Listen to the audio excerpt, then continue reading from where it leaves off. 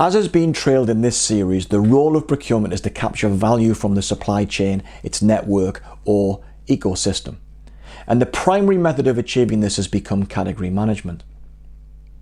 This systematic approach to sourcing and indeed supplier management means that proven effective procurement practice can be applied across an organization's whole spend portfolio.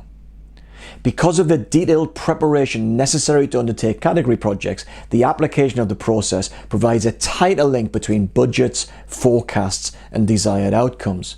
It makes the work of procurement more predictable and more reliable in the eyes of executives and other stakeholders.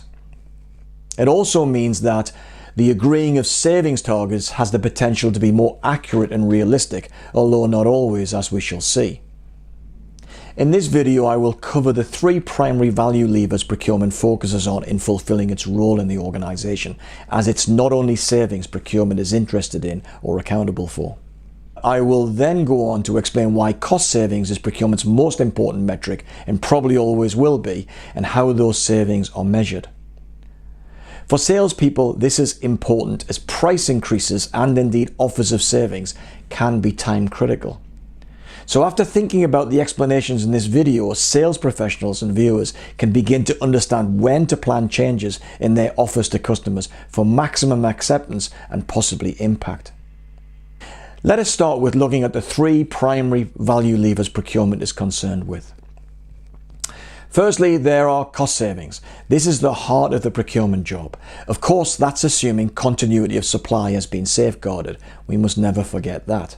It's of little use for procurement to negotiate a great price if the winning bidder is unable to supply. Cost savings include price and rate savings, and if measured comprehensively, should also improve efficiency savings such as inventory reductions, delivery and quality improvements. In other words, where there is a cost in acquiring external goods and services, then those costs can, at least in theory, be reduced. Procurement operating cost is also a routine concern of CPOs, with the deployment of technology and headcount reduction being the major levers. They all want to do more, but with less overhead. For some organizations, cost avoidance is also a metric on the procurement function. More on that in a moment.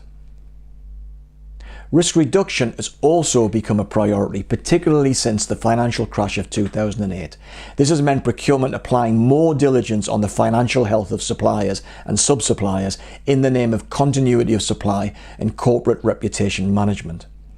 Risk management has now become part of the regular day job of the professional buyer. Helping raise revenue is also a priority for many, if not all, procurement operations. And here procurement seeks to tap into supplier innovation and partnering arrangements with those who can enhance the buying organization's own customer offering and brand. All 3 levers are potentially important, but in the real world, cost reduction reigns supreme. It is the yardstick by which almost every procurement operation is judged. Cost reduction can be broken down into 2 types: cost savings and cost avoidance. In respect of bought-in goods, i.e. not the overheads associated with running the procurement function, cost savings are claimed against previous price or standard cost at the item or SKU, stock keeping unit level. This is the dominant metric and is typically applied to repeat purchases of direct materials or components. However, it can also be applied to repeat purchases of indirect goods and services. Cost avoidance is savings claimed against budgeted spend or expected costs, and lends itself best to project procurement where one-offs are the norm. For example, for a one-off fabrication on a construction project, an item will go through design and then initial cost estimates that would be inserted into the project budget.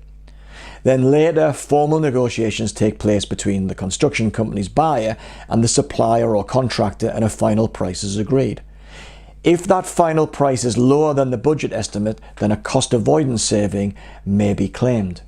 It sounds good, but not so much, because cost avoidance is frequently the cause of internal disputes, mainly because it can be relatively easy to game the metric by soliciting inflated initial bids only to negotiate them down later. It's a perennial problem for procurement and its relationships with internal stakeholders. Project managers very often start their budgeting by taking a cost from a previous project, and that is close enough to what they now need. When initial cost estimates now come in from suppliers and are invariably higher, then it's not hard to imagine the frustration of the project manager and the suspicion that procurement is not quite chasing the best price just yet, that it is saving its best efforts for later and then claiming a saving. Chief financial officers also don't like the metric very much, but such savings can be the outcome of legitimate procurement effort, despite the shady examples I've just been describing. Let's look at cost savings in more detail. Most, but not all companies' financial year runs from January to December. Procurement is expected to deliver savings in line with the budget agreed with the CFO. The baseline from which savings are recorded is often labelled the standard cost, an accounting term. On the 31st of December, the last unit price in the IT system is frozen. This is the standard cost. All deliveries of the item in the following fiscal year is measured against this standard. For example, pick a product. It could be a mobile phone, a component for a motor car, a piece of IT equipment, whatever.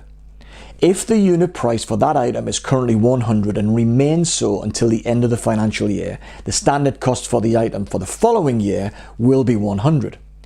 If a saving is negotiated and the unit price reduces to 90, then a favourable variance of 10 is generated. However, if the unit price rises to 110, then this would create an adverse variance of 10 for every unit delivered.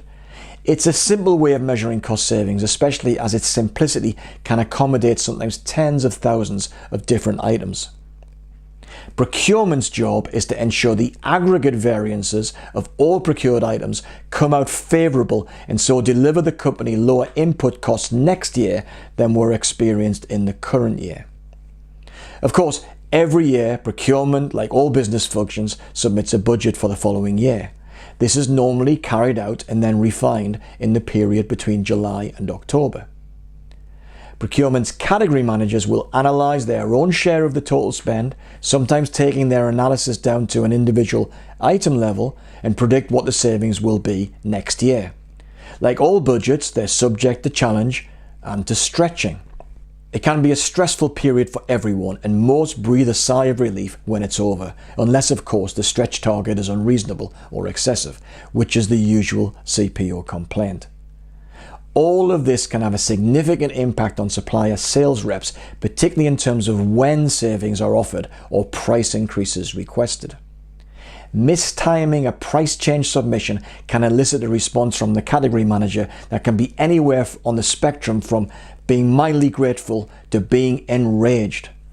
For instance, submitting, as in this scenario, a price increase after the budget has been signed off will not go down well with the category manager, whose resistance to your request will be determined. On the other hand, suggesting prices may rise at some point in the future, but during the period before the budget has been created, has the chance of the category manager putting a financial provision in the budget which, if the adjusted budget is signed off, has the potential of making negotiations somewhat easier. Not guaranteed, but maybe so. The worst time to submit a price increase request is after procurement's budget has been signed off and after the standard cost has been set. Remember the 31st of December. The adverse effect of the increase would impact the whole financial year. Sellers can expect a hostile negotiating response from the buyer if this is the supplier's timing. If we now consider the less likely scenario where the supplier offers a saving to the customer, the rules on timing are a little different. Savings communicated before the budget has been finalised can, if scheduled for implementation sometime after the following January, can be baked into that budget. Although it is highly likely that the category manager will still request reductions to be applied immediately, back around the June period. After all, it is the category manager's job to do so. Savings offered after the budget but before the year end will potentially encourage the category manager to seek to delay implementation so that the lower price doesn't become the standard for the new year. In effect, a saving offered from the 1st of November generates savings known as the favourable variance for 2 months only. The buyer would almost always prefer the full year effect of any reductions, hence the preference for delaying implementation until January. This is why January is the ideal time to implement price reductions, but not price increases. However, experience tells me that there are far too many companies who operate an annual update of their price lists, applicable to all customers regardless of whether the timing of price changes is optimized or not. Indeed, many a salesperson wastes hours, days and weeks negotiating with professional buyers who stonewall the supplier's price increases. Often such increase requests are abandoned in the face of a hostile and determined customer. And this does little for relationship harmony and the supplier's desire for creating an atmosphere of collaboration. Hopefully this explanation has demonstrated why the timing of price changes favours a supplier who understands the customer's budgeting and standard setting timetable. It can make the difference between a successful negotiation and abject failure.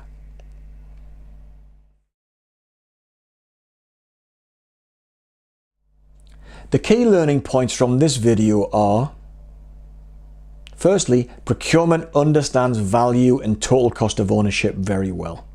But CFOs insist on measuring the function on savings. It's uncomfortable for procurement and it makes selling value very challenging for the supplier. Submitting price increase requests or indeed savings can be time critical. The idea of raising prices to all customers on the same date every year is a potential mistake. Suppliers will be making better pricing decisions if they become aware of their customers' budgeting and standard setting timetable and begin to manage the expectations of their customer more carefully.